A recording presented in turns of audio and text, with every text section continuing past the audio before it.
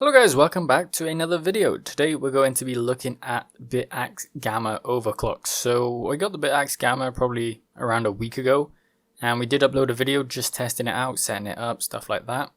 And we did a previous overclocking video for the BitAxe Supra, and we also did a previous video for the original BitAxe. I can't remember the name of it. But today we're coming with the overclocks for the BitAxe Gamma, so this is the latest one. If we actually check out the certain websites that can sell them, so Bitcoin Merch, they're the ones that actually gave us the BitAxe Gamma, so thank you for them. You can go over to their website and check it out. It does report 1.2 terahash in terms of the hash rate.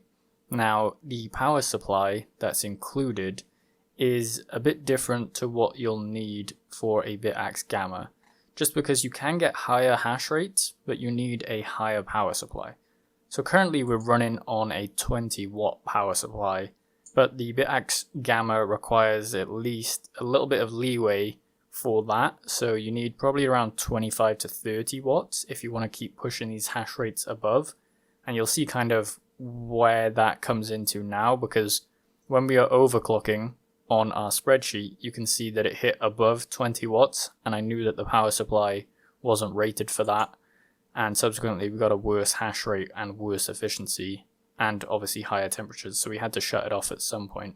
But currently we're just running with the last one that we tested out, which is 400 to 1000. So this is actually technically the lowest overclock you can get. Remember, if you do want to overclock, you just click here and they have defaults set in. One thing is, before we get into all the data, is that the default one normally is the best one, but there are higher efficiencies you can hit on different combinations of frequency and core voltage. Remember, the frequency is mainly for hash rate and core voltage is mainly for the power. So once you're mixing those differently to what the defaults are, you kind of get weird results, and we'll kind of get into that now. On the public pool, you can see that our best difficulty throughout overclocking. So this is results from overclocking for the past, let's refresh the page. It says 21.2 minutes, but that's just the uptime because we reset it every time for overclocking. Current hash rate on pool is reported at 566, but we did hit up to 1.2 terahash, and that was the start of the overclocking.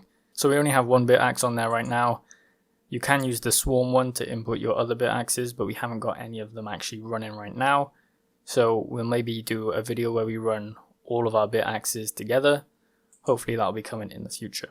So currently you can see here hash rate, shares, efficiency, all-time best difficulty, the power. This is where we got the power figures from before we get into it, and this is where we got the temperature figures from. The voltage regulator temperature, I don't know if that is the one that you should be looking at. I think personally it's for the ASIC temperature, that's what we're mainly looking at. We didn't record the fan speeds because they go up and down all the time, depending on how hot the actual ASIC is. But there's probably some points where the fan was running at 100% for a couple of these overclocks.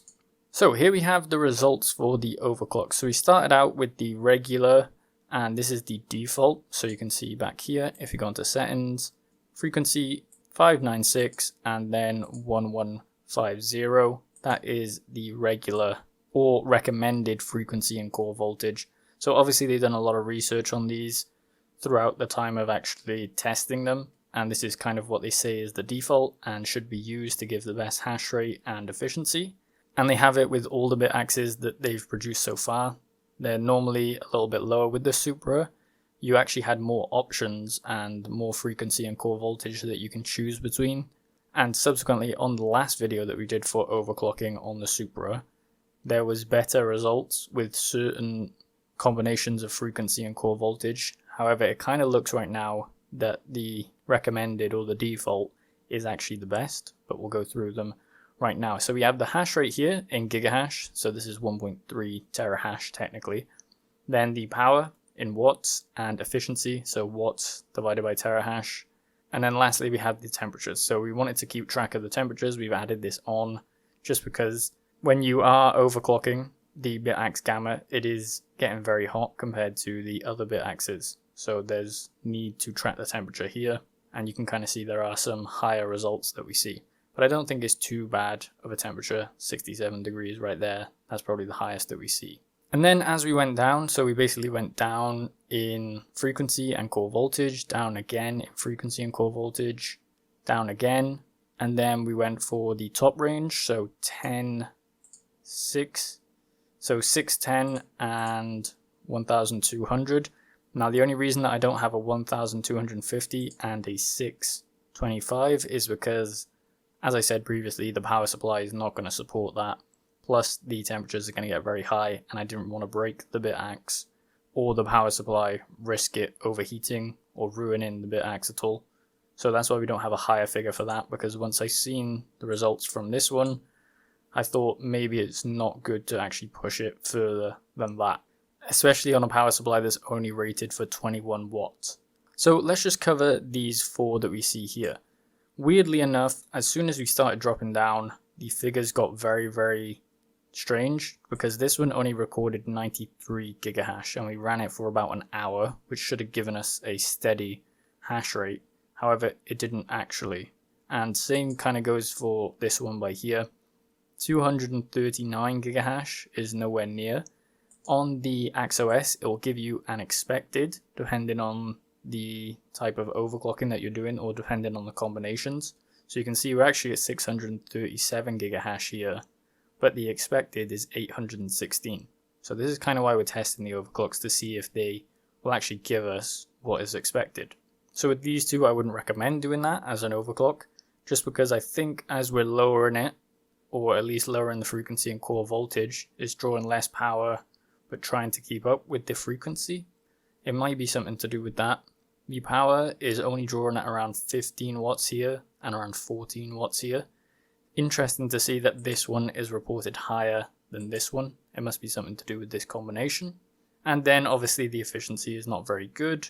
The efficiency is also not very good on this one, but these temperatures are relatively low. So that's the only benefit of doing it at this rate. There's no real other benefit. Even efficiency is very, very low, but the temperatures are alright. With the 2 above it, you can see we're pulling around 17 watts. 630 gigahash is what we were getting after running it for an hour.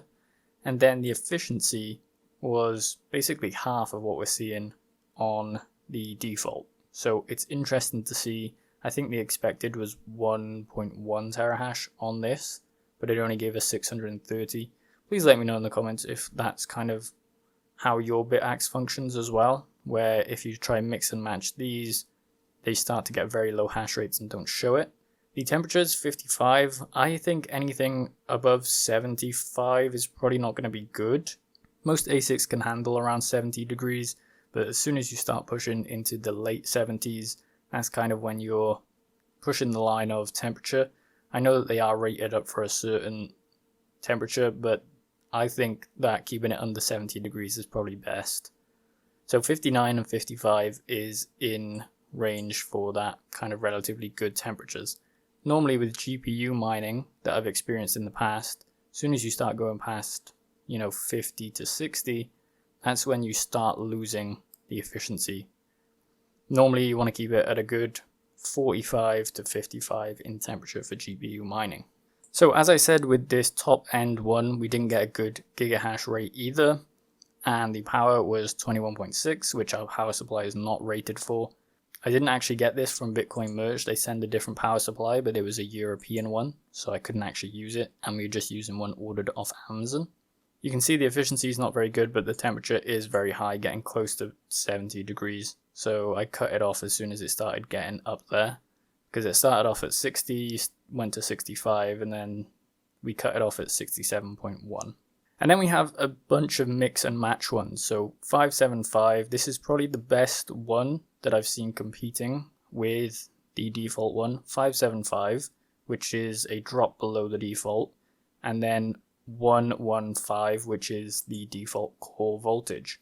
That gives us 1.2 terahash. Power is slightly less, so if you're worried about the power, then you can lower it a little bit there. The efficiency isn't as good, but the temperature is lower as well. So if you're thinking about preserving the BitAxe, then maybe this is a better figure for you and a better temperature. Less efficiency, it's also less power and less temperature. And then we have 610 at 1100, so 1100. That gives us a weird figure as well. Power was still at 19.3, so pulling a lot of watts. Obviously the frequency, as you go up, it's going to draw a lot more power, so that's mainly how it works. And then the efficiency is kind of half of what we're seeing on these top end ones which we got here. But the temperature is very high, so as you're up in the frequency, temperatures are going to go up as well. And then we kind of have like an oddball one here, which is 400, which is the lowest one. If we go here, 400, which is the lowest one, and then we have 1250, which is the highest one, just to see how it would function. So 829, that's alright. I think it was expected 1.2. The power is pretty low, efficiency is kind of alright, but the temperature is vastly under kind of what you're seeing at the top end of this 59 range. And then just to compare, we have this last one which we're running, and then the top frequency mixed with the lowest core voltage, I believe. And that gives us not very good results. Weird hash rate, gives us basically the same hash rate that we're seeing with the frequency at the lowest. And the power is slightly the same, but efficiency is the top by here, so you get the best efficiency at that point. And the temperature is actually relatively low. So this might be a good one if you're worried about the power consumption and the temperatures of your BitAxe, and it still relatively produces a good hash rate there. So overall, my top picks would be the ones with the lowest temperature, so we can sort by to Z. Lowest temperature here is that one that we just saw there, and then this one gives good efficiency as well. I wouldn't stick with this one because that's really bad efficiency that we're seeing there. So mainly it's either going to be this overclock, or it's going to be two of these overclocks right here that you're wanting to use. When we go based off efficiency, we can see that here. So the top three, these are the main ones that I would go for. If you're worried about power, you can use this one. If you're, going for strictly hash rate, which you probably should be on a BitAxe, you shouldn't worry about power, then I would go with these. And if you are worried about temperature, you can go with this one right here. To get the most bang out of your buck, you're probably going to use the default one, as we see here, default, and then it goes down to 575 and 1150, but the 400 and 1250 gives you fairly good efficiency, but it's not that great. So I would just stick to one of these two as your go-to hash rate if you want to get as much hash rate as you can. So that's the overclocks for the BitAxe Gamma. As I said, if you guys want to tell me kind of what you're getting on yours, you can test some of these out and let me know. Just mainly the ones that we see at the bottom with weird hash rates. I'm sure some of you have different power supplies which are rated higher, so it might give you a better figure for the gigahash. But as I said, let me know in the comments, test some of these out. Mainly the one that I'd want to see tested is this one again. So if you have a BitAxe Gamma, it'd be nice to see what other people are getting results for this one, just because it's highest frequency with lowest core voltage. And we're going to see the gigahash, power, efficiency, and temperature. So let me know your thoughts in the comments. Make sure you like the video and subscribe for more content like this.